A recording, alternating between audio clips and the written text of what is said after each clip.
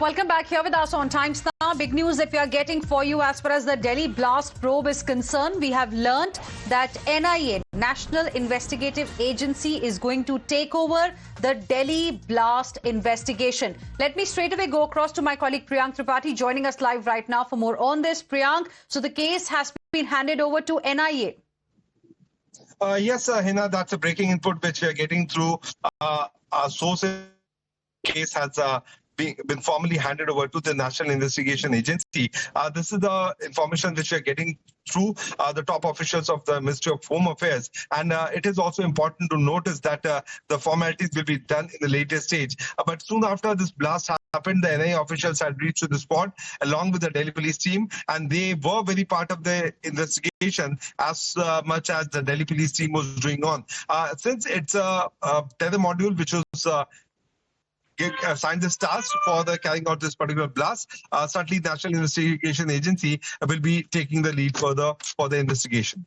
Right, Priyank, big news there coming in at this point in time. NIA to take over the Delhi blast probe. Stay on with us. Let me go across to my colleague Ankit as well, who's also joining us live right now for more on this. Ankit, so this clearly shows that, you know, some kind of a connection to the white collar terror module has been established, isn't it? Yes, absolutely. We have seen yesterday also how Jammu and Kashmir police along with the Faridabad police has totally busted the Jaish-e-Mohammed module which was operating. White collar terrorists were arrested, they were detained, a large number of arms and ammunitions were recovered from them.